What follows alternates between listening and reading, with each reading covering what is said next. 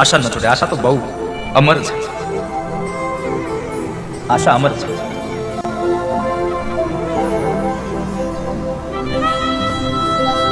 તો સપ્તમ સ્કંદની અંદર ભગવાન નૃસિંહના પ્રાગટ્યની કથામાં બતાવ્યું ભગવાન ક્યારેય પણ કોઈની સાથે જ્ઞાતિવાદ કરતા નથી. બીજી વાત, તમે ભાવથી ભજો તો ભગવાન આવે, જેમાં કોઈ સંશય નથી. તમને ભરોસો હોવો જોઈએ ઈશ્વરમાં, તમને એ વાતમાં ભરોસો હોવો જોઈએ. હિરણ્યકશ્યપે પ્રશ્ન કર્યો, પ્રહલાદ તારો નારાયણ છે આમાં? પ્રહલાદે શું જવાબ આપ્યો? પિતાજી તમને નથી દેખાતો આમાં? આનો મતલબ એવો થયો મારું નારાયણ છે આમાં. એક પ્રશ્ન એવો કર્યો તો ક્યાં છે તારો નારાયણ? અને પ્રહલાદે જવાબ આપ્યો, પિતાજી આવો પ્રશ્ન ન કરો, ક્યાં છે મારો નારાયણ, ક્યાં નથી મારો નારાયણ એમ મને પૂછો. ક્યાં નથી મારો હરિ? જ્યાં નજર કરો ત્યાં ઈશ્વર દેખાય છે, જ્યાં નજર કરો ત્યાં પરમાત્મા છે, એમાં કોઈ સંશય નથી.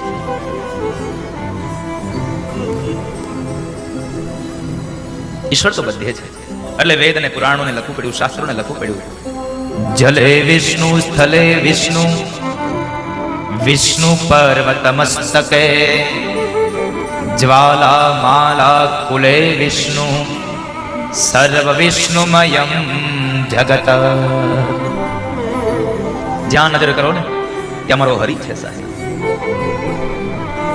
કોઈના કોઈ રૂપે પરમાત્મા બિરાજતા હોય છે, ચાહે જડ હોય ચાહે ચેતન હોય. ઈશ્વર તો દરેક જગ્યાએ છે. ક્યાં નથી મારો નારાયણ? મારા ઈશ્વરને વંદન કરો. જળમાં પણ છે, ચેતનમાં પણ છે, તમામ જગ્યાએ મારો હરિ છે, એમાં કોઈ સંશય નથી. એટલે પ્રહલાદે ભગવાનને બોલાવ્યા અને ભગવાન આવ્યા છે. પ્રહલાદને ભરોસો હતો કે મારો નારાયણમાં છે, મારો નારાયણ મારી રક્ષા કરશે. આપણને ભરોસો નથી હોતો, આપણને ભરોસો નીકળી જાય છે. હા, થોડીક વાર ભરોસો બેસે, પણ જેવી થોડીક વાર થાય ને આપણું એકાદું કામ ન થાય એટલે આપણને એમાંથી ભરોસો ગયો. આ તો કળયુગનો મહિમા છે. થોડીક વારમાં તમને ભરોસો ઉઠાવી દે, થોડીક વારમાં ભરોસો લગાવી દે.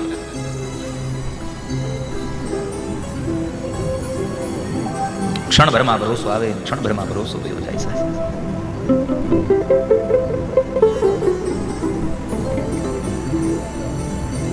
ઈશ્વરના નામનો મહિમા છે. ભગવાનને તમે ભાવથી બોલાવો તો કૃષ્ણ આવે છે. એટલે મને એક પંક્તિ ગાવાની ઈચ્છા થઈ છે. આજે તમે લોકો બોલાવો છો ને એટલે કૃષ્ણ આવે છે. એને હવે તો ક્યારનો નીકળી પડ્યો છે, એની ગાડી પહોંચું થઈ ગઈ છે, પણ રસ્તામાં જરા ટ્રાફિકમાં ફસાઈ ગયો છે.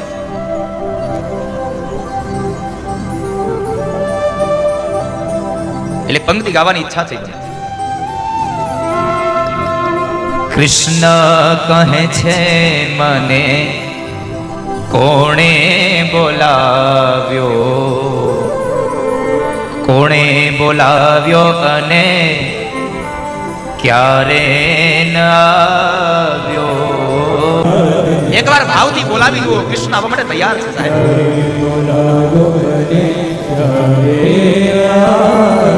એ પ્રહલાદે, એ ધ્રુવે આત્મવિશ્વાસ સાથે, ભરોસા સાથે ભગવાનને બોલાવ્યા છે. એને જરાય એમાં શંકા કુશંકા ન હતી કે મારો હરિ આવશે નહીં આવે કોને ખબર. અરે સાહેબ, એને પૂર્ણ શ્રદ્ધા હતી મારો હરિ આવીને ઉભો રહેશે, મારો ભગવાન આવીને ઉભો રહેશે. એવા સપ્તમ સ્કંદને દ્રઢ વિશ્વાસની કથા બતાવી, ભગવાનને તમે ભાવથી ભજવાની કથા બતાવી, અને એ સપ્તમ સ્કંદને પૂર્ણ કર્યો, વિરામ કર્યો. અને હવે અષ્ટમ સ્કંદ એટલે ગજેન્દ્ર મોક્ષની કથા આવે છે.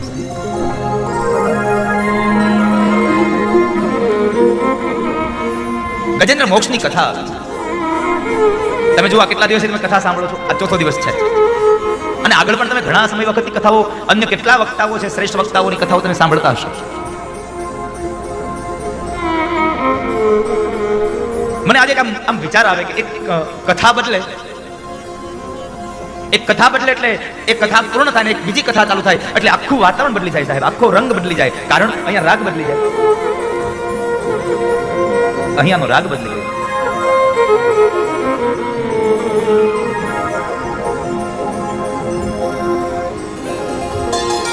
તો તમે વિચાર કરો, એક રાગ બદલે એટલે કથા કહેવાનો આખો અંદાજ બદલી જાય. એક રાગ બદલે એટલે કથા કહેવાનો આખો અંદાજ બદલી જાય. તો માત્ર એટલું કરજો સાહેબ, તમારો સ્વભાવ બદલાવી નાખજો, જીવન જીવવાની આખી ઢંગ બદલાઈ જશે સાહેબ. જીવન મધુર થઈ જશે, આનંદ મળશે. પણ દુનિયામાં બધું કરી શકે, પણ માણસ પોતાનો સ્વભાવ ન બદલી શકે. સ્વભાવ બદલે ને એટલે સમજો ભવ પાર થયો, એ દુનિયામાં પાસ થઈ ગયો. જે સ્વભાવને બદલે છે ઈશ્વરના નામથી, એ ઈશ્વરની કથાઓથી જે માણસ પોતાની જાતને બદલી નાખે છે. અષ્ટમ સ્કંદનો પ્રારંભ થાય અને ભગવાન વેદવ્યાસ ભગવાન નારાયણની સ્તુતિ કરે.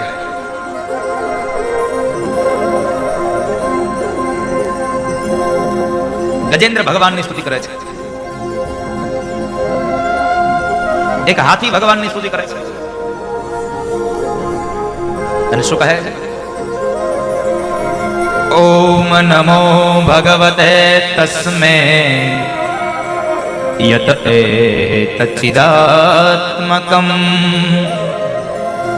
પુરુષાય દિબીજાય પરેશાય વિધીમહી યસ્મિન્નિદં યતસ્તેદં યેનેદં યઇદં સ્વયં યોસ્માत् પરસ્માચ પરસ્તં પ્રપદ્યે સ્વયંભુવં યોસ્માत् પરસ્માચ પરસ્તં પ્રપદ્યે સ્વયંભુવં.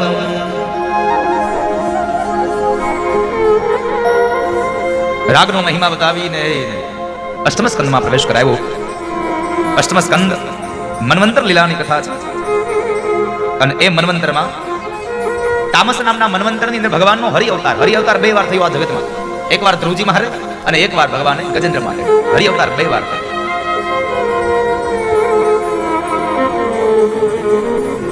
બે વખત હરિ અવતાર થયો.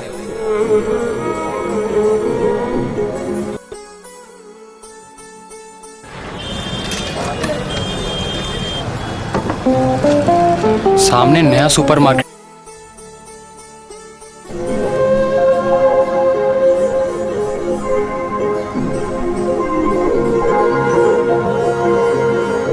અહીંયા ગજેન્દ્ર મોક્ષની કથા છે. ત્રિકુટ નામ એક પર્વત છે. પર્વતની અંદર એક હાથી રહે, એક હાથની એની પત્ની અને એના બે બાળકો.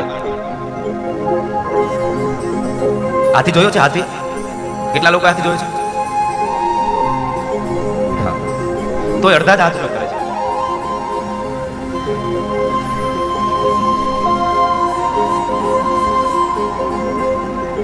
હાથીના બચ્ચાને જોયા? ઓલા ખોલકાને, હાથીના બચ્ચા ખોલકાને જોયા કોઈ?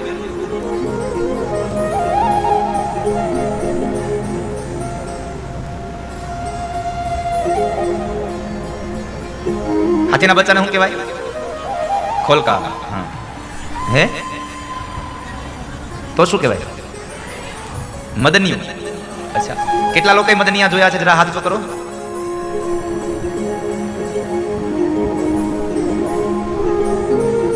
હું ક્યાં મદનિયાની વાત કરું છું ખબર છે ને? હું ઓલા હાથીના મદનિયાની નહીં, આ બે પગવાળા આ નાના નાના મદનિયા રખડે ને એની વાત કરું છું. કારણ કે મારે ચાર પગવાળા હાથીની કથાની સાથે આ બે પગવાળા જીવાત્માની ગજેન્દ્રની કથા કરવી છે. એટલા માટે આ મદનિયાની વાતો કરું છું. એ હાથીની કથા કરી મારે સમય પસાર નથી કરવો.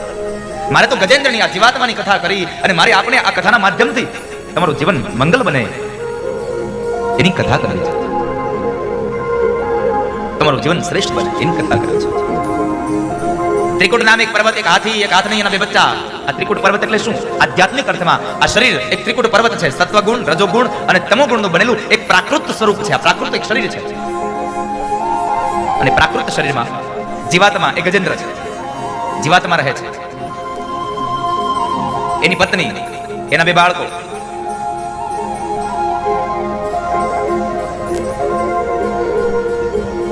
પત્ની, બે બાળકો. આ સંસાર છે, સરોવર છે.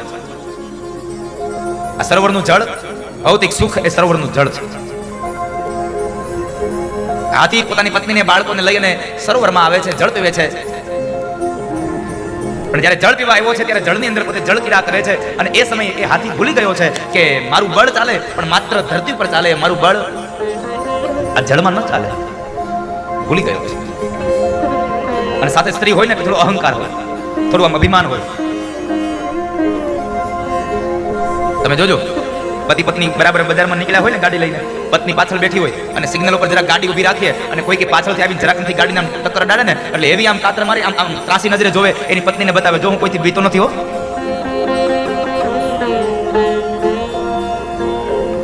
અહંકારી ભારી છે.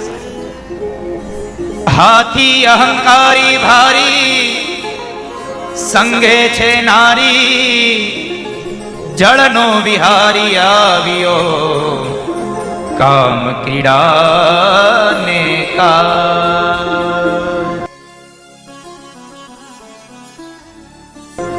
જળનો વિહારી આવ્યો, જળ પાન કરી અને એકબીજાની સૂંઢ વડે પાણી ભરી ભરી અને એકબીજાને ભીંજવે છે.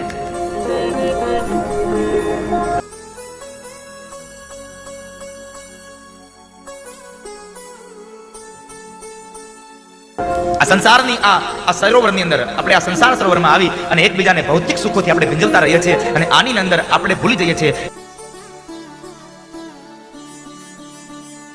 કે આ સરોવરમાં એક કાળ રહે છે, મૃત્યુ રહે છે. પેલો હાથી ભૂલી ગયો આ સરોવરમાં ઝુંડ રહે છે.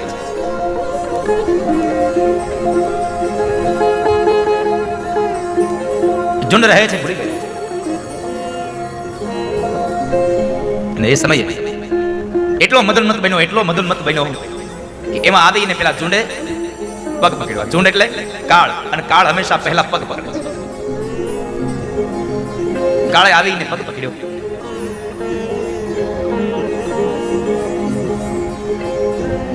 હાથની અને હાથીના બચ્ચા હાથીને પકડી અને બહાર લઈ જવાના પ્રયત્નો કરે. એને જેમ જેમ બહાર લઈ જવાના પ્રયત્નો કરે તેમ તેમ પેલો ઝુંડ એને મધ્યમાં ખેંચતો જાય છે. અંતે જ્યારે હાથણીને એમ થયું કે હવે કદાચ આપણને પણ બીજા ઝુંડ પકડી લેશે, એટલે હાથણીએ શું કર્યું? બાળકોને કહે છે, બાળકો આને છોડી દો ભગવાન ભરોસે,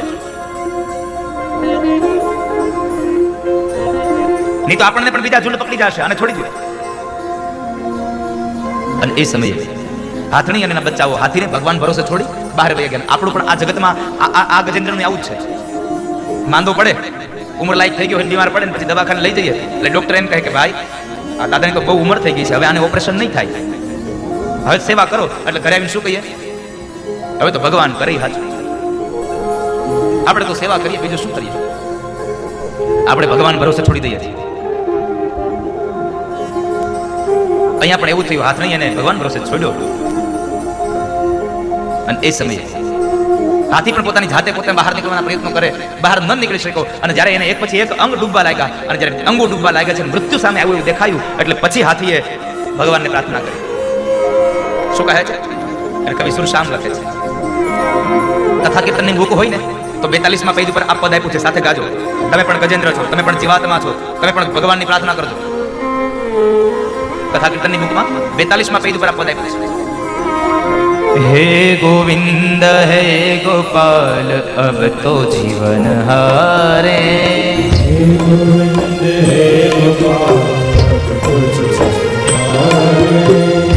જીવાત્મા મોડું કરે છે, પણ બોલાવ્યા પછી જીવાત્માને ઉદ્ધાર કરવા માટે ભગવાન જરાય મોડું નથી કરતા સાહેબ. ભગવાન આવીને સુદર્શન ચક્રને વેતું કર્યું અને સુદર્શન ચક્ર દ્વારા ભગવાને ઝુંડનું મસ્તક કાપ્યું. ઝુંડનું મસ્તક કપાતાની સાથે જ મગરના રૂપને છોડી હું નામનો ગંધર્વ પ્રગટ થયો. દેવલ ઋષિના શાપને લઈ અને હું નામનો ગંધર્વ એ ઝુંડ બન્યો હતો. અને એ સમયે ભગવાને પોતાનો વરદ હાથ ગજેન્દ્ર જીવાત્મા હાથીને અડાડ્યો, એટલે હાથી પણ પોતાના રૂપને છોડી અને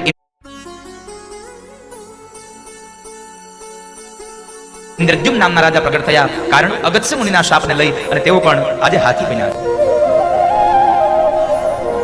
એના શાપને લઈને હાથી બન્યા છે. એકને ઉદ્ધાર કર્યો. આપણી દ્રષ્ટિમાં ભેદ છે, ભગવાનની કૃપામાં નહીં સાહેબ. આપણે એમ કહીએ એકને માર્યો ને એકને બચાવ્યો. અરે સાહેબ, ભગવાનના હાથે મરે ને એનો પણ ઉદ્ધાર થઈ જાય અને ભગવાન જેને છોડાવી દે એનો પણ ભગવાન ઉદ્ધાર કરી નાખે છે. માટે ઈશ્વરની ક્રિયામાં ભેદ નથી. જેને પણ મારે એને પણ ઉદ્ધાર કરે, જેને બચાવે એને પણ ઉદ્ધાર કરે છે. દરેકનો ઉદ્ધાર કરે છે.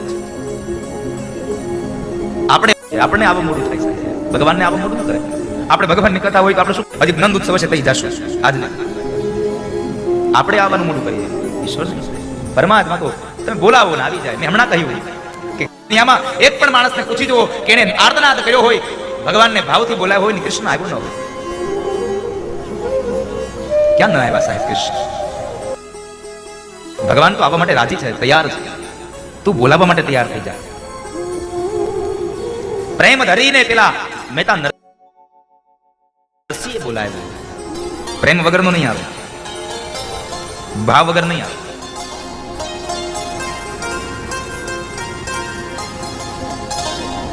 ઈશ્વર ભાવ વગર નહીં આવે.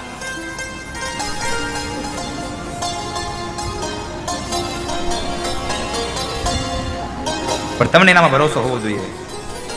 ગજેન્દ્રને હાથીને ભરોસો હતો ઈશ્વર આવશે, પરમાત્મા આવશે. યથાયોગ્ય સમય યથાયોગ્ય કાલે પરમાત્મા આવે છે, ઈશ્વર આવે છે.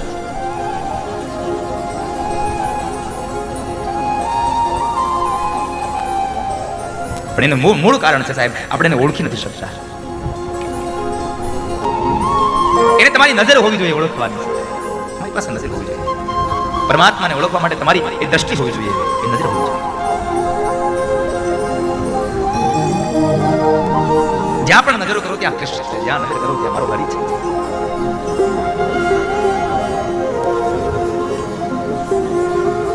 તમે પરમાત્માની ઉપર તમે તમારી તમામ ચિંતાઓ છોડતા જાઓ, તમારું તમામ કાર્ય ઈશ્વરના ચરણોમાં તમે લગાવતા જાઓ. પછી તમારું કામ અધૂરું નહીં રહી સાહેબ, તમારું કામ સંપન્ન બનશે. અને એને કહેતા જાઓ, નરસૈયો જેમ કહેતો ને, લાજ જશે મારી તો ગુનેગાર કૃષ્ણ તું. લાજ જશે મારી તો ગુનેગાર કૃષ્ણ તું છે. અને આ દુનિયામાં મારું કામ અધૂરું રહેશે ને તો મને કોઈ કઈ નહીં કહે, તને બધા કહેશે. મને શું ફેર પડે છે?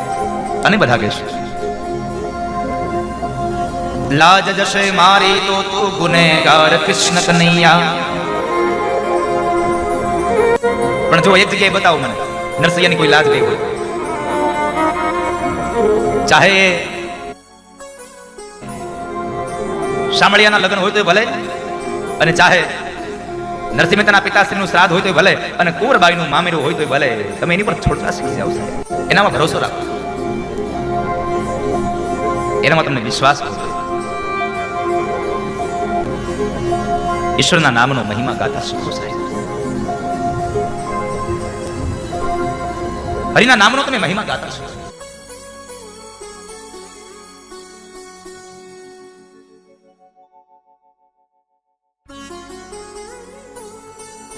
એના પર તમને ભરોસો આવે છે.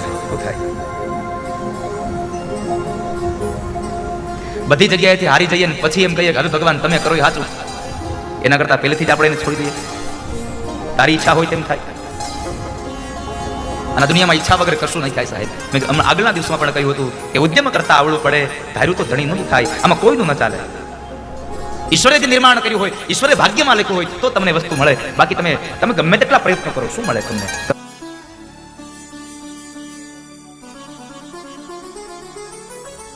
શું જ ન મળે. પણ હા, એક વાત યાદ રાખજો, પુરુષાર્થ જીવનમાં કોઈ દિવસ ન છોડવો, પ્રયત્ન ન છોડવા. કારણ પ્રયત્નો કરવાથી તો હાર પણ જીતમાં બદલાઈ જતી હોય છે સાહેબ, ક્યારેક ક્યારેક.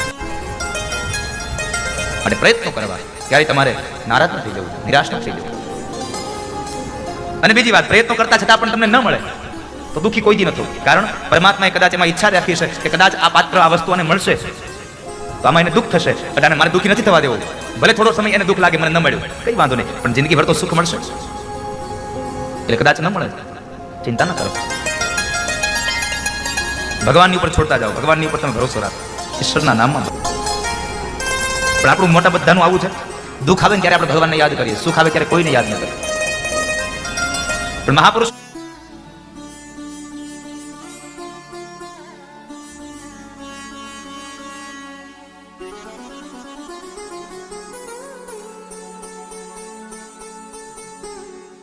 અને કવિઓ એમ કહે છે કે દુઃખમાં તો બધા યાદ કરે, પણ સુખમાં જો યાદ કરો ને તો પછી દુઃખ ક્યાંથી આવે?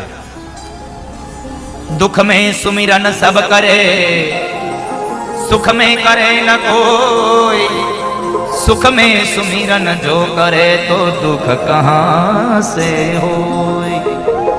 तो પછી દુઃખ ક્યાંથી આવે? ગજેન્દ્રનો ઉદ્ધાર કર્યો, ભગવાન આવ્યા, પેલી મીરા માટે આવ્યા, પેલી શકુબાઈ માટે આવ્યા. આ પુરુષોત્તમ માસ છે. કેટલા તમે બળભાગી જીવાતમાં છો. પુરુષોત્તમ માસમાં ભગવાનની કથા સાંભળવા મળે છે. અને આ પુરુષોત્તમ માસ એટલે માવડિયું પેલા ગોળીમાં બનાવીને એ ને બે કારેલું ને કોઠીમડું, આવું જ કઈક ગીત હોય છે ને.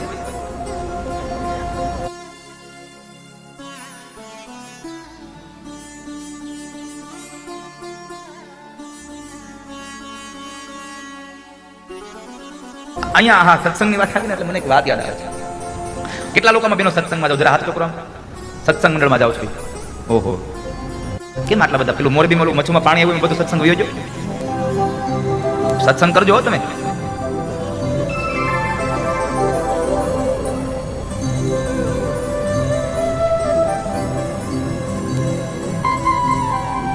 સત્સંગ જેવો એક ધામ નથી સાહેબ દુનિયા.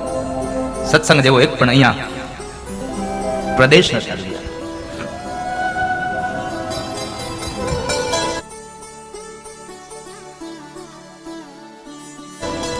સત્સંગમાં જાવ એટલે તમને ખબર છે પેલું તમે કઈ ગીત ગાવ છો, મને મેં જોયું છે, મને બહુ આમ યાદ નથી. મેં ખાલી આમ ગાડીમાં નીકળ્યો ને એક વાર તો, એટલે હું મોરબીમાં નહીં, હું બાર ગામની વાત કરું છું. મને કબડ્ડી પાસ તમે અહીંયા ના લેશો. મોરબીમાં નહીં, હું બરાબર રાત્રે આમ પધરામણીમાં જતો હતો ને તો ગાડીમાં બેઠો હતો, હું નીકળ્યો આમ, એટલે શેરીના ખૂણે ઘણી બધા માવડીઓ બેઠા બેઠા સત્સંગ કરતા હતા. એ કંઈક આમ કરીને આમ માથે ચડતું બધું. આ શું હોય? હે આ શું હોય?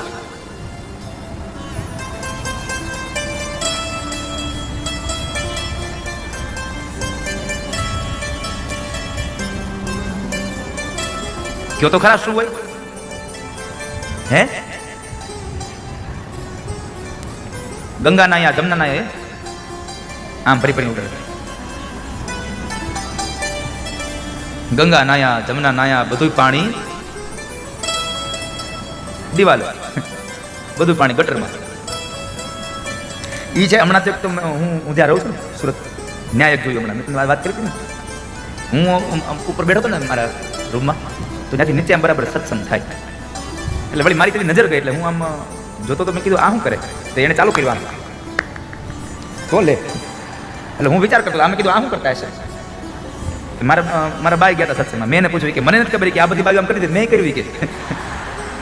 મેં કીધું તમે કાલે પૂછતા આવજો આ શું છે બધું, આ શું હોય? તમે આ બધું છાવરી બાજુ હે આમ કરી આમ કરે, અને પછી પૂરું ન થાય ગીત કોઈ રીતે. હે રાજન દાદા આ શું?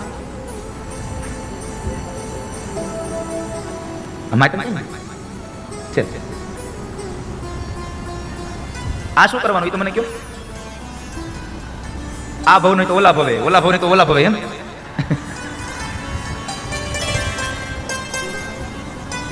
મેળવીને રહેશું. આવું કઈ કહો છો તમે ભગવાનને? કઈક બીજું કહો છો?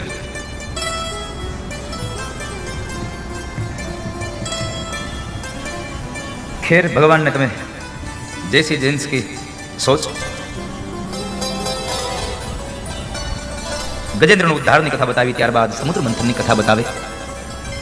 સમુદ્ર મંથનની કથામાં દેવો અને દાનવો ભેગા મળી અને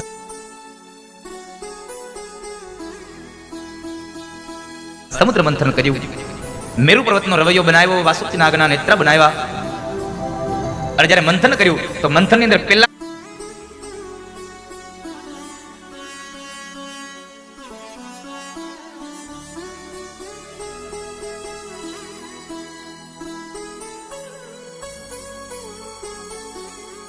આજ કોળીએ માં ખાવીને હળાહળ વિષ નીકળ્યું. પેલા કોળે હળાહળ વિષ નીકળ્યું.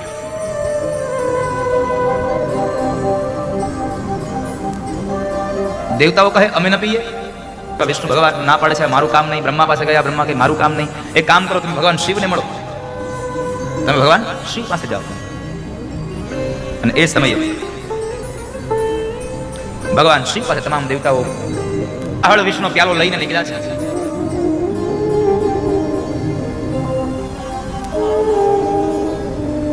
હળાહળ વિષ્ણુ પ્યાલો લઈને આવીને ઉભા રહ્યા અને ભગવાન શિવ તો ધ્યાનમાં બેઠા છે, આંખો બંધ છે. અને એ સમય ધ્યાન અવસ્થામાં બેઠેલા ભગવાન, સમાધિમાં બેઠેલા શિવની આ તમામ દેવતાઓ ભગવાનની પ્રાર્થના કરે. શું કહે છે? તમે ભક્તોના ભય હરનારા, શુભ સૌનું સદા કરનારા, તમે ભક્તોના ભય શુભ સૌનું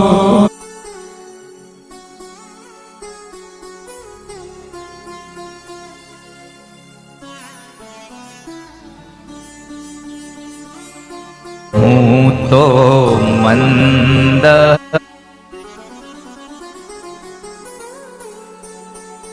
એટલે માણસમાં તરત ને તરત જ એનામાં વ્યસનો આવે છે સાહેબ.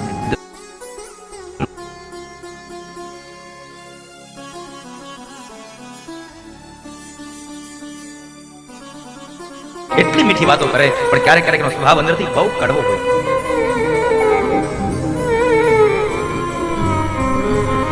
બહુ કડવાશ બધી ઉપરથી દેખાય છે સારા, કદાચ અંદરથી સારા પણ નથી હોતા.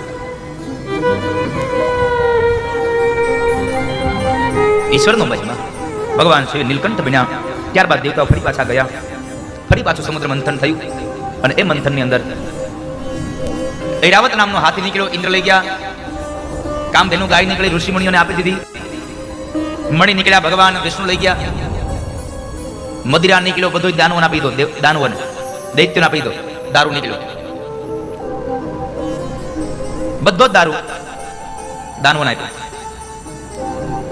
એ સમયમાં દાનવો દારૂ પીતા હતા, દેવતા નહોતા પીતા. એ સમયમાં દાનવો હતા, એ દારૂ પીતા હતા. આપણે કહીએ છીએ કે ભાઈ સતયુગ, ત્રેતાયુગ અને દ્વાપર યુગ, આમાં દાનવો હતા. કળિયુગમાં નથી. કળિયુગમાં તો એની કરતા ડબલ થયા આવે. કારણ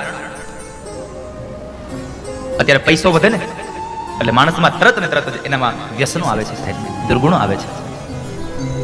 કારણ કે સંપદા આવે ને એટલે માણસની મતિ ભ્રમ થવા લાગે છે. સંપદાને લઈને માણસની મતિ ભ્રષ્ટ થવા લાગે છે. અને તમે જુઓ, આ પૈસા આવે ને પૈસા વાળા થાય એટલે પેલું વેલું શું બનાવે? સાચું બોલજો, પેલું વેલું શું બનાવે? ફાર્મ બનાવે, ફાર્મ. અને પછી શું થાય? જેટલા જેટલા ફાર્મ વધ્યા ને, આ ફાર્મ વધતાની હારે મોટી ઉપાધિ થઈ છે કે ફાર્મની હારે હારે માણા બે ફાર્મ મીડો થવા, ફાર્મમાં વયો જાય. પૈસો વધતો ગયો તેમ તેમ આપણી અંદર થોડાક વ્યસનો પણ આવતા ગયા, ન્યુસન્સ આવતા ગયા સાહેબ.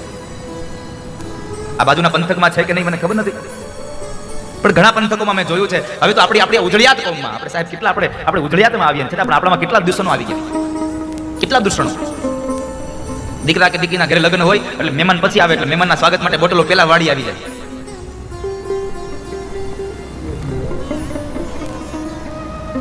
ઘણી વખત તો મને એવું માણસોને કહું કે તમે આવા વ્યસન શું કામ કરતા હશો? આવા વ્યસનથી શું ફાયદો થશે તમને? અને નો કરો તમને શું ગેરફાયદો થશે? અરે દાદા તમને ખબર ન હોય કે મને શું ખબર ન હોય? તો મને જે નથી ખબર તું કહેતો ખરો તો મને ખબર પડે. અરે તમને ન ખબર હોય, અમારે ધંધા હોય ને, આ ધંધા હાટું અમારે બધાને હારે બેહવું પડે ને થોડું થોડું લેવું પડે તો અમારો ધંધો હાલે, નકર અમારો ધંધો ન હાલે. મેં કે તને આવું કોને શીખડાયું કે તું પીતો તારો ધંધો હાલે?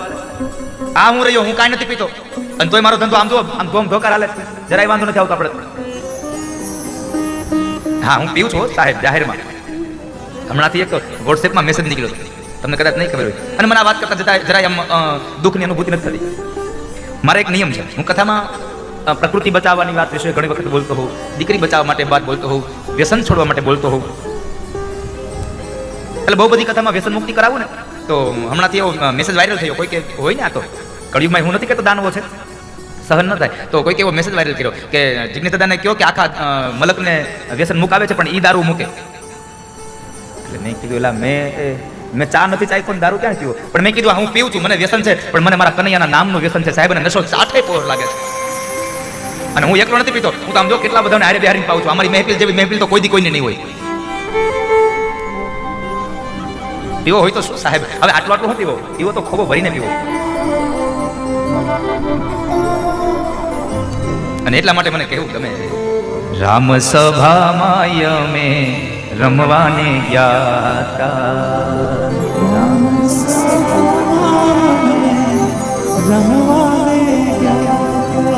રામની સભામાં મેં રમવા ગયા હતા. ત્યાં શું કર્યું? આ રામની સભા છે સાહેબ, અમારા કનૈયાની સભા છે. આ કનૈયાની સભામાં શું કર્યું? તો કહે છે પસલી ભરીને રંગ પીધો સાહેબ, રસ પીધો. પસલી ભરીને રસ પીધો, હરિનો રસ ભૂલ નથી. અમે એક માત્ર ભગવાનના નામનો રસ પીધો અને લાગી ગયું સાહેબ, ઈશ્વરના નામનો રસ પીધો છે, પરમાત્માના નામનો નશો કરતો.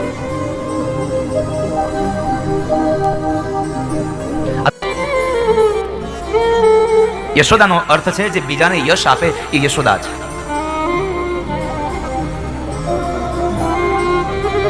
ભાગવતકાર એમ કહે છે નંદ બાબાના આંગણામાં 3 દિવસ સુધી આ મહોત્સવ ઉજવાયો છે. નવમી,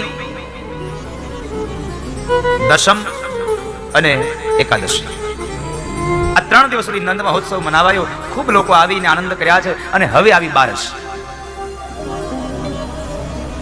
બારસના દિવસે બરાબર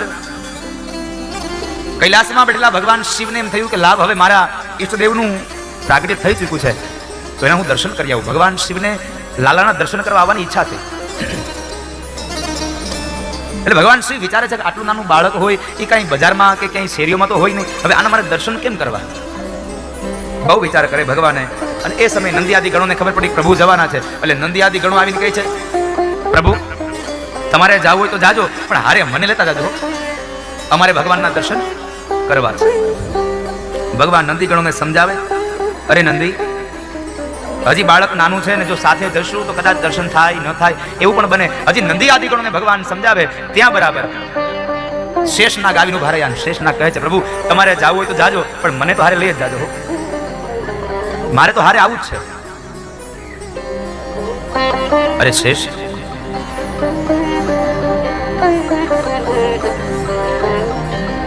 તમે આવવાની વાત કરો છો, પણ જો બધા સાથે જઈશું ને તો કોઈને દર્શન નહીં થાય. ના પ્રભુ મને સાથે લેતા જાઓ. અરે પણ બધા સાથે જશું તો કોઈને દર્શન નહીં થાય. નંદી આદિ ગણોને માંડ સમજાવ્યા, પણ શેષનાગ ન સમજ્યા. શેષનાગ એટલું કહે છે પ્રભુ મારે બીજું કાંઈ નહીં, મારે એટલા માટે આવવું છે કે મારે એ જોવું છે કે જે નારાયણ દરિયાની અંદર મારા શરીરની પથારી કરી અને જે નારાયણ સૂવે છે ઈવડો એ નારાયણ ઘોડિયામાં કેવો લાગે ને એ મારે જોવા આવવો છે. આજે પારણિયામાં કેવો લાગે છે મારે એને જોવો છે, મને સાથે લઈ જાય. ભગવાન શિવ કહે છે ચાલો કંઈક તમારું કરીશું. નંદી આદિ ગણોને સમજાવવા માંડ કરીને શેષનાગને સાથે લે છે. અને ભગવાન જોગી બાબાનું અવધૂત રૂપ લઈ અને ગોકુળમાં આવે. અને ગોકુળની એકદમ બધી ગલીઓમાં ઘૂમે છે. એમાં બરાબર એક ગોપી ભગવાનને સામે મળી. ગોપીએ બાબાને જોયા એટલે ગોપીના મનમાં જરા કે થયું કે કોઈ બાબા આવ્યા છે અને વળી લાગે છે જ્યોતિષી હોય એવું. તો હાલને કદાચ ઓલા યશોદાનો છોકરો, કારણ કે યશોદાનો છોકરો છે એ યશોદાનો નહોતો લાગતો કોઈને. આજ અમારો લાલો છે, આવો જન્મોત્સવ બધાએ મનાવાયો છે. અને જ્યારે ચેતરિયા પરિવારના આંગણે નહીં, અમારા આંગણે નંદ મહોત્સવ છે, જ્યારે આવો ભાવ જાગે ને ત્યારે જ આટલો સરસ નંદ ઉત્સવ ઉજવાઈ શકે. બાકી નકર ચેતરિયા પરિવાર નાચી લે ના સાહેબ, આખો મંડપ નાચે ને ત્યારે સાતો નંદ ઉત્સવ મનાવાય છે. દરેકના મનમાં મંદ ઉત્સવ થવો જોઈએ સાહેબ, મહોત્સવ હોવો જોઈએ, ભગવાનના પ્રાગટ્યનો ઉત્સાહ હોવો જોઈએ. એ સમયે ભગવાન પાસે ગોપી આવી અને ગોપી કહે છે બાબા નમસ્તે. બાબાએ નમસ્તે કર્યા સામે. ગોપીએ વળી પાછી વાત ઉમેરી, બાબા જ્યોતિષી હોવ એવું લાગે છે.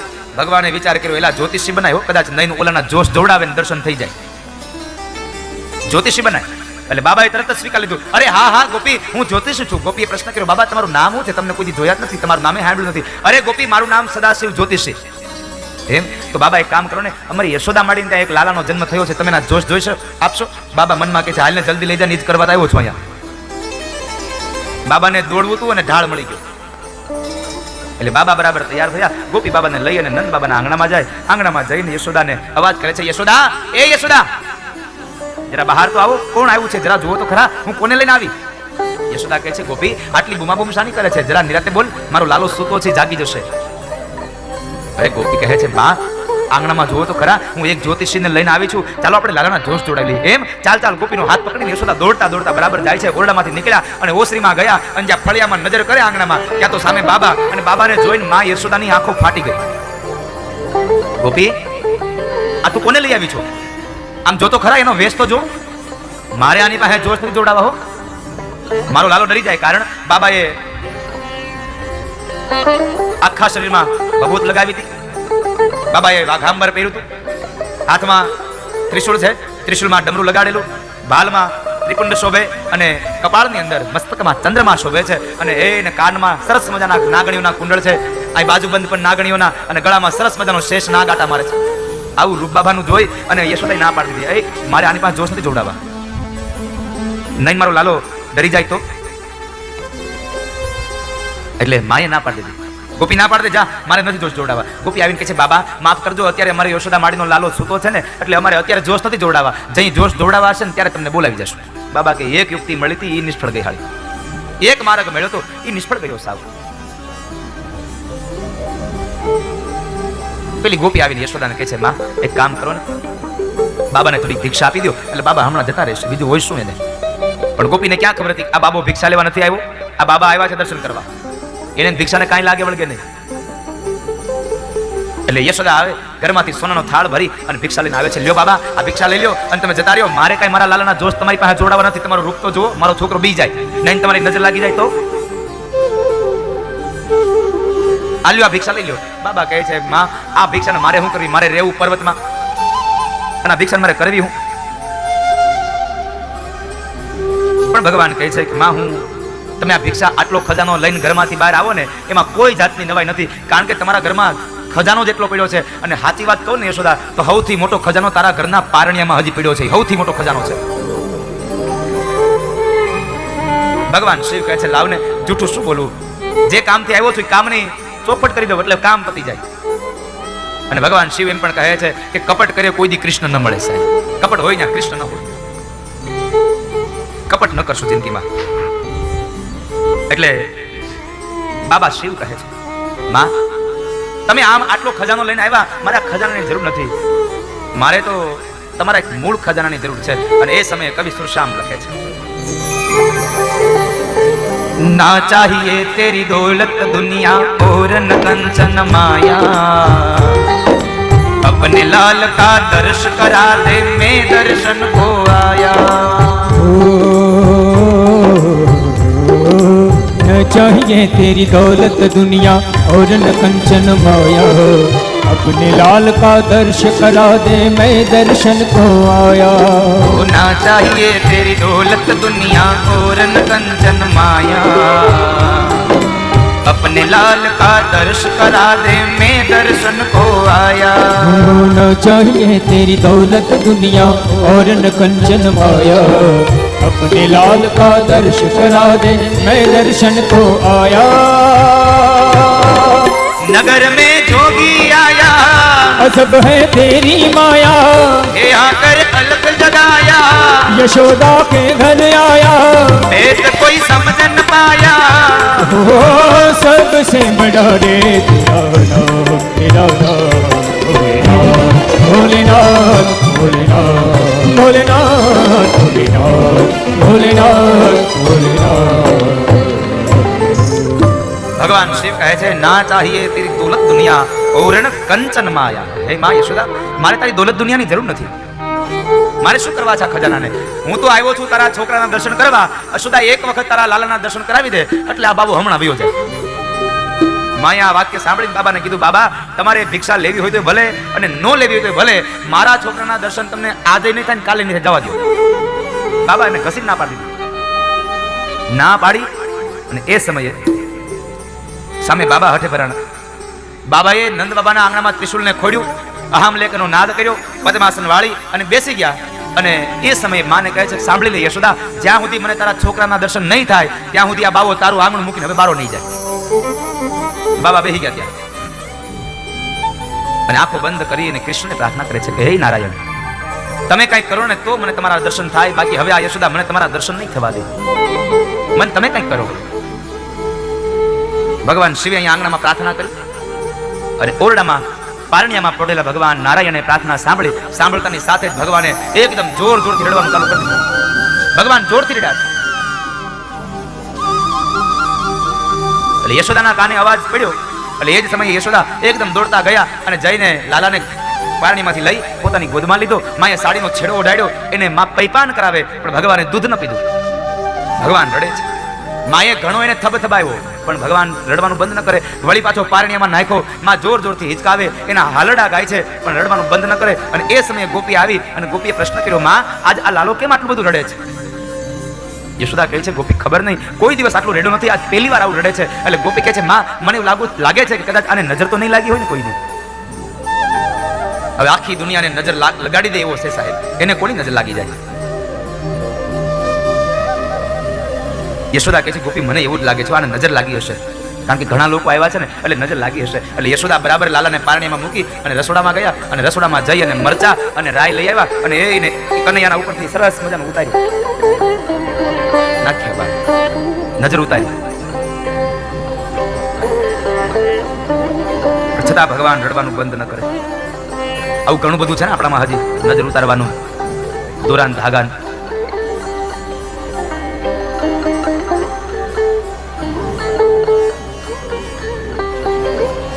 ભગવાન છતાં રડવાનું બંધ ન કરે, ખૂબ રડ્યા. એટલે માં કહે છે કે ગોપી મને એમ લાગે છે કે લાલાને બહુ ભારે નજર લાગી હશે. એટલે માએ વળી પાછો પાણીનો કળશ ભર્યો અને કનૈયા ઉપરથી ઉતાર્યો અને વળી પાછા ચોકમાં રેડી આવ્યા. છતાં ભગવાન રડવાનું બંધ ન કરે. હવે શું કરવું? એટલે ગોપી કહે છે, માં એક કામ કરું, ઓલા બાબા હજી આંગણામાં જશે, એને પૂછી આવું, એને કદાચ નજર ઉતારતા આવડતી હોય અને એ જો નજર ઉતારી દે તો આપણા લાલાની નજર ઉતરી જાય. અરે જા ગોપી, એ બાબાને કે નજર ઉતારી દે, એ કહેશે ને એટલા રૂપિયા આપણે આપી દઈશું. બાબાને કે નજર ઉતારી દે. ગોપી આવીને બાબાને પ્રશ્ન કરે છે, બાબા અમારા યશોદા માટેનો લાલો બહુ રડે છે અને અમને લાગે છે કે એને નજર લાગી હોય એવું. નજર ઉતારી પણ હજી નજર ઉતારવાથી પણ શાંત થયો નથી, માટે અમને એમ લાગે છે કે આને ભારે નજર લાગી હશે. તો તમને નજર બજર ઉતારતા આવડે છે? ભગવાન કે છે, હાલો દર્શન થતા હોય તો નજર ઉતારીએ. તો નજર ઉતારીએ. બાબા કહે છે, અરે ગોપી નજર મેં તો કેટલાય ભૂતને ને બધાને ભગાડ્યા છે, રેવાનું જેની ભેગું ભગાડ્યા જ હોય ને. અને ગોપી મેં કેટલાયની નજર ઉતારી છે. અને એક વાત તને ખાસ બહુ અગત્યની કહી દઉં આમાં, કે હું એકવાર નજર ઉતારું ને પછી જિંદગીભર કોઈની નજર ન લાગવા દઉં, આવી નજર ઉતારું. એમ તો બાબા અમારી યશોદા માડીના લાલાની નજર ઉતારી દો ને, જાઓ લાલાને લઈ આવો.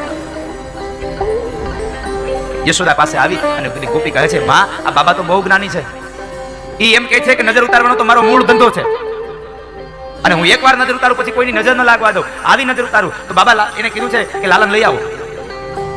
લાલાને લઈ આવો ના શબ્દો સાંભળ્યા. યશોદા કહે છે, કામ કરો, તમે એને જઈને કહી દો કે જોઈએ એટલી દક્ષિણા માંગી લે, મારો લાલો બહાર નહીં આવે. ગોપી આવીને બાબાને કહે છે, બાબા તમારે જે કાંઈ વસ્તુ જોતી હોય એ વસ્તુ તમે માંગી લો, જે કાંઈ દક્ષિણા જોતી હોય દક્ષિણા માંગી લો, પણ અમારી યશોદા માટેનો લાલો બહાર નહીં આવે. બાબાએ કીધું કે મારે બીજી કાંઈ વસ્તુની જરૂર નથી, લાલો બહાર નહીં આવે તો જાઓ કહી દો યશોદાને જઈને નજર નહીં ઉતરે. અને આ બાજુ ભગવાન હિબકે ચડી ગયા. ગોપી આવીને કીધું, માં બાબાએ એમ કીધું છે કે મારે કોઈ પૈસાની જરૂર નથી, તમે લાલાને બહાર લઈ આવો એટલે હમણાં નજર ઉતારી દઉં, અને લાલો બહાર નહીં આવે તો નજર નહીં ઉતરે.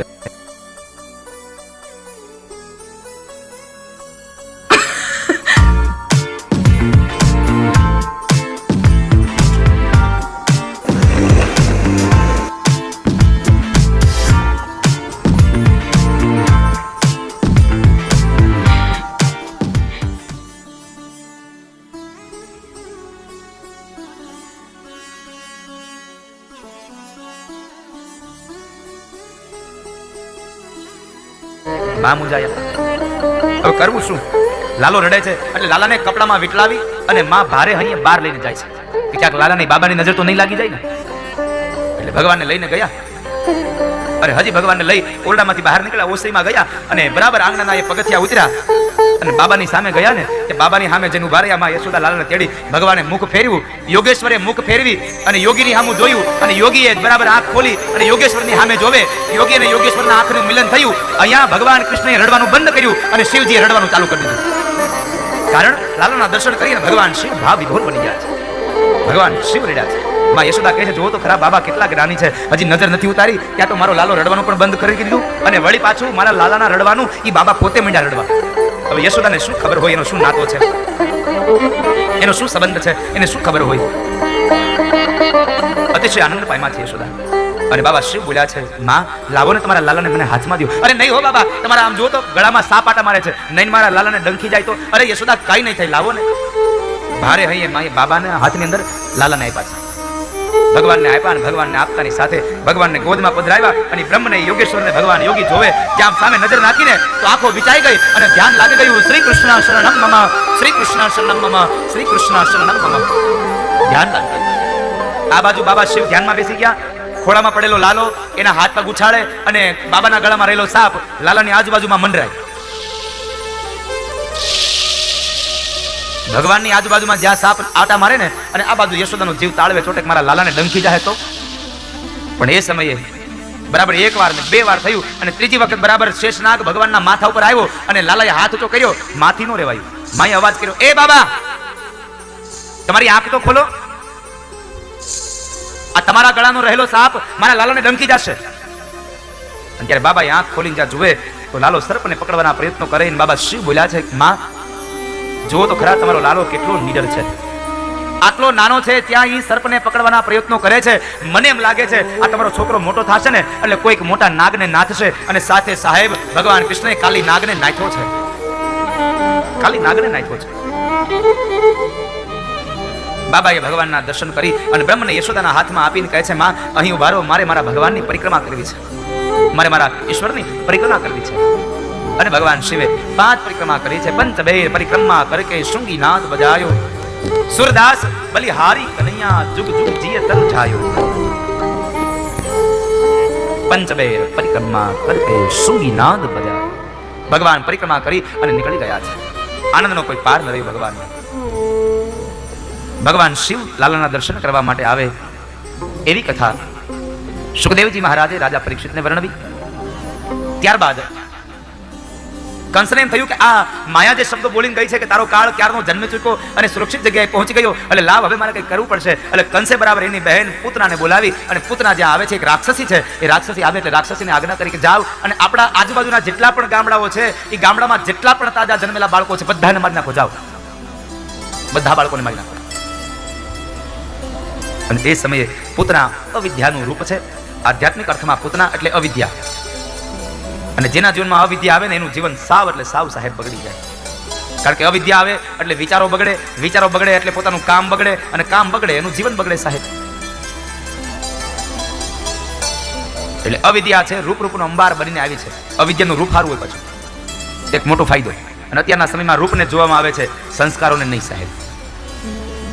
અત્યારે માત્ર રૂપ સારું હોય તો ચાલે, સંસ્કારની કઈ જરૂર નથી અત્યારે. કારણ કે હવે સંસ્કારનો દાયજો તો બધો પૂરો થઈ ગયો. સંસ્કાર ધીમે ધીમે લોપાતા જાય છે. એ સંસ્કારનો દાયજો આપવાનું ક્યારેય ન ભૂલશો. રૂપમાં કદાચ થોડું ઘણું જતું કરવું પડે ને તો કરજો, પણ સંસ્કારના દાયજામાં કોઈ દિવસ જતું કરવાની ભાવના ન રાખશો સાહેબ જીવનમાં. રૂપ નહીં હોય તો ચાલશે, પણ સ્વભાવ અને સંસ્કાર સારા હોવા જોઈએ. એ સમયે પૂતના અવિદ્યાનું રૂપ છે, અને બરાબર ગામડાઓમાં આવે છે, અને એમાં ગોકુળમાં આવે તો ગોકુળની અંદર જ્યાં આવે છે તો ગોકુળમાં યમુનાના કિનારે ગામના પાદર, ગામની શેરીઓમાં જ્યાં પણ નીકળે ત્યાં બસ એક જ માત્ર વખાણ થાય, નંદ અને યશોદાનો દીકરો, નંદ અને યશોદાનો દીકરો, નંદ અને યશોદાનો દીકરો. ગોપીઓ તો યમુનાના કિનારે એમ કહે છે, ભલે નંદ બાબાનો દીકરો એને વૃદ્ધાવસ્થા મળ્યો, ભલે કાળો આવ્યો પણ દેખાવમાં કામણગારો છે. નહીં, કાળો છે પણ કામણગારો છે. રૂપમાં કાળો હોય નહીં ચાલે, પણ સ્વભાવમાં કાળો ન ચાલે સાહેબ. માણસ અત્યારે રૂપ જોવે છે, સ્વરૂપ કોઈ નથી જોતા. માત્ર રૂપથી આપણું જીવન શ્રેષ્ઠ નહીં બને સાહેબ. માત્ર રૂપથી જીવન સારું નહીં જાય. સ્વભાવથી પણ સારો હોવો જોઈએ. સ્વભાવથી એકબીજાને સમજી શકે, કોઈકના દુઃખને સમજી શકે એવી માણસાઈ હોવી જોઈએ આપણામાં. પણ અત્યારે બહુ મોટી જો કરુણા કહું ને તો માણસનો અવતાર લઈને આવીએ છીએ, પણ માણસાઈ મરી ચૂકી હોય છે આપણામાં. માણસાઈ મરી ચૂકી હોય છે. આ માણસાઈને જીવંત બનાવવા માટેનો આ એક મોટો યજ્ઞ છે સાહેબ, માણસાઈને જીવંત કરવા માટે. પણ હવે થાય છે એવું કે આ કથામાં આવીએ, આનંદ કરીએ, ને વાડે પાછા જઈએ ત્યાં હતા ને ત્યાં પાછા. હા, કથામાં આનંદ કરી લઈએ, સાંભળી લઈએ, થોડીક વાર આમ સમજાઈ જાય એટલે એમ થાય કે આવું કરી લઈએ, પણ જેવા બહાર જઈએ એટલે હતા ત્યાં હવે આવું તો થયા કરે બધું. ભગવાનની પ્રાર્થના કરજો કે ભગવાન જેટલું જીવન બાકી છે ને એટલું જીવન હવે શ્રેષ્ઠ જાય, મંગલ જાય. બહુત ગઈ થોડી રહી, થોડી અમથી બાકી રહી છે સાહેબ. કેટલી જિંદગી હશે કોને ખબર, થોડી ઘણી બાકી રહી છે. તો થોડી ઘણી જિંદગીને પણ એકદમ સરળતાથી સુધારી લેજો. અવિદ્યાનું પ્રતીક આવે છે અને બરાબર યશોદાની ઘરે જવું છે એટલે ગોપી સામે માર્ગમાં મળે એટલે ગોપીને પ્રશ્ન કર્યો, એ ગોપી, અહીંયા યશોદાનું ઘર ક્યાં આવ્યું? એટલે ગોપીએ બરાબર આ ગોપીને કોઈ દી ગામમાં જોઈ નહોતી એટલે નવી લાગી એટલે ગોપીએ પ્રશ્ન કર્યો, મહેમાન લાગો છો? એટલે પૂતના કહે છે, હા હું મહેમાન છું, બાર ગામથી આવું છું. ઠેક, ઓહો એની ઘરે ઓલો દીકરાનો જન્મ થયો એટલે આવ્યા હશો ને? હા હા હું એટલે આવી છું. કેમ કઈ હગા થાવ છો? પૂતના કે હા હું એની માસી થાવ છું. ઓહો તો જબલું લઈને જ આવ્યા હશે. જબલા લઈને જાય. આ તમામનો સ્વભાવ સાહેબ. કોઈકની જીવનની વાતો જાણવાની બહુ ઈચ્છાઓ થાય. ગોપી પાસેથી સરનામું લીધું, સામે યમલાર્જુનના 2 વૃક્ષો દેખાય, બસ એ જ નંદ અને યશોદાનું ઘર છે. એટલે એ સમયે બરાબર અવિદ્યાનું રૂપ એ પૂતના જાય છે. પૂતના ગઈ અને યશોદાના આંગણામાં જઈને આંગણામાંથી શરૂઆત કરી દીધી, બધાઈ હો યશોદા, બધાઈ હો તમારા ઘેર લાલા ભયા. એ સમયે બરાબર યશોદા પોતાની ગોદમાં લઈ અને ઓરડામાં લાલાને લઈને રમાડતા હતા અને બરાબર એ ઓરડામાં પ્રવેશ કરી એટલે યશોદાએ સામું જોયું. યશોદા કહે છે, આને મેં કોઈ દી ગોકુળમાં જોઈ નથી, આ વળી નવી આવી કોણ? આ નવતર, આ નવી નવતર કોણ આવી? એટલે માં એને ઓળખા નહીં એટલે ભગવાન મનમાં બોલ્યા છે, માં એ તારા મહેમાન નથી, મારા મહેમાન છે. એ તારા મહેમાન નથી, એ મારા મહેમાન છે. પણ માં કહે છે કે આનો જન્મ થયો ને ત્યારથી જાણતા લોકો આવ્યા છે અને અજાણ્યા લોકો આવ્યા છે, ભલે આવો આવો બેન આવો, બેસાડ્યા છે. આવીને બેસાડ્યા, આસન આપ્યું ને પાણી આવ્યું અને એ સમયે બરાબર થોડી વાતચીતો કરી એટલે યશોદા બોલ્યા છે કે બેન તમે અહીંયા બેસો ને, હું તમારા માટે થોડીક મીઠાઈ લઈને આવું, મોં મીઠું કરાવું. લાલાને લઈ અને જે પારણીમાં પોઢાડવા જાય એ સમયે પૂતના બોલી છે કે યશોદા તને વાંધો ન હોય તો તારા છોકરાને હું રમાડું. હવે કોઈ દિવસ યશોદા કોઈ ગોપીના હાથની અંદર ક્યારેય લાલન ન આપે, પણ આજે પહેલી વાર અવિદ્યાના રૂપમાં માં મોહિત થયા હતા. અને જ્યારે અવિદ્યાનું રૂપ હોય ને ત્યારે માણસ મોહિત થઈ જાય. માણસ રૂપમાં આંધળો પડી જાય, પાગલ બની જાય. અવિદ્યાના રૂપની અંદર માં મોહિત થયા એટલે લાલાને પુત્રના હાથની અંદર આપે અને યશોદા ઓરડામાં જાય છે જ્યાં બરાબર મીઠાઈ લેવા. આ બાજુ કોઈ આજુબાજુમાં નથી. આ દ્રશ્ય જોયું, આજુબાજુમાં કોઈ નથી. આ દ્રશ્યને જોઈ અને એ સમયે પૂતના પોતે કાલકૂટ નામનું વિષ લગાવીને આવી હતી. એ કાલકૂટ નામનું વિષ પાવાની તૈયારી કરે છે. આ જગતનો માણસ પણ આ પૂતના જેવું જ કરે છે. જ્યારે પણ કોઈ ખરાબ કામ કરે ને ત્યારે ચારેય બાજુ આમ જોઈ લે. કોઈ મને જોતું નથી ને, પણ ઉપર જોવાનું ભૂલાઈ જાય છે. ઉપરથી ઓલો હરી જોવે છે. જ્યારે ખરાબ કામ કરો ને ત્યારે સૌથી પહેલા ઉપર જોજો. આજુબાજુમાં કદાચ કોઈ નહીં જોતું હોય ચાલશે, પણ ઉપરવાળો જોતો હશે અને ઉપરવાળો જોઈ લેશે ને એટલે એના દરબારમાં નોંધ થઈ જશે, પછીનું ફળ ભોગવવું જ પડશે.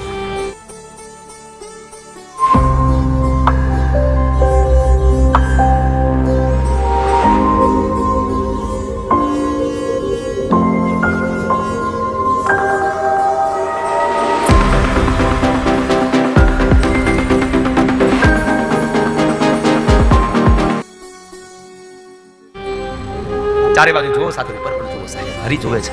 પૂતનાએ ચારે બાજુ જોયું, કોઈ ન મળે એટલે ખોળામાં ઓઢાડી અને પોતાના સાડીનો છેડો ઓઢાવી અને એને કાલકૂટ નામનું વિષ પાય છે. ભગવાને આંખો બંધ કરીને સૌપ્રથમ ભગવાને કાલકૂટ નામનું વિષ પાન કર્યું છે. ભગવાને આંખો બંધ શા માટે કરી? તો 2-4 મહાપુરુષોનું મંતવ્ય છે. એક મહાપુરુષ એમ કહે છે કે બાળક નાનું હોય એટલે એનામાં ઊંઘ વધારે ભરી હોય, નીંદર વધારે હોય, એટલે બાળકને નીંદર આવતી હોય એટલે ભગવાને આંખો બંધ કરી દીધી છે. કોઈ મહાપુરુષ એમ કહે છે કે પૂતના અવિદ્યાનું પ્રતીક છે અને અવિદ્યાને આંખથી જોઈએ ને તો પણ અવિદ્યા અંદર આવી જાય, એટલે અવિદ્યાને નથી જોવી એટલા માટે ભગવાને આંખ બંધ કરી દીધી છે. એક મહાપુરુષ એમ કહે છે કે ઝેર પીવાનો વારો આવ્યો ને એટલે ઝેર કડવું હોય એટલે આપણી કહેવત છે કડવી દવા આંખ બંધ કરીને પી જવાય. કડવી દવા આંખ બંધ કરીને પી જવાય એટલે ભગવાને ઝેર પીવાનો વારો આવ્યો એટલે આંખ બંધ કરીને. એક મહાપુરુષ એમ કહે છે કે ભગવાને આંખ બંધ એટલા માટે કરી કે ઝેર પીવાનો વારો આવ્યો ને તો જેને ઝેર પીધું છે એ શંકરને વંદન કરવા માટે ભગવાને આંખ બંધ કરી દીધી છે. આ મને એક મહાપુરુષો પોતાના મંતવ્યો આપે છે. ભગવાને આંખ બંધ કરી સૌપ્રથમ ઝેરપાન કર્યું છે, વિષપાન કર્યું. અહો બકીયમ સ્તન કાલકૂટમ જિઘામ સયા પાયયદપ્ય સાધવી લેભે ગતિમ ધ્યાતૃચિતામ તતોન્યમ કંબા દયાલુ શરણમ પ્રજે. ભગવાનને વિષપાન કરાવ્યું. ત્યારબાદ એની અંદર દૂધ તો હતું નહીં, કારણ પ્રેમ ન હોય, ભાવ ન હોય ત્યાં સુધી ક્યારેય દૂધ ન બને. એટલે ભાવ તો હતો નહીં કૃષ્ણ પ્રત્યે, એટલે દૂધ ન બન્યું. પછી ભગવાન એના પ્રાણ ખેંચવાનું ચાલુ કર્યું, અને જ્યારે પ્રાણ ખેંચવાની શરૂઆત થઈ એટલે પૂતનાનું આખું શરીર જ્યારે ખેંચાવા લાગ્યું અને યાતનાઓ મંડી ભોગવવા, એ સમયે પૂતના પોતાના મૂળ રૂપમાં આવી અને આકાશ માર્ગમાં ઉડે છે, અને આકાશમાં ઉડતા ઉડતા કહે છે, છોડી દે, છોડી દે, છોડી દે મને. એ સમયે એક વાક્ય, એક પ્રસંગ બહુ સરસ બન્યો છે.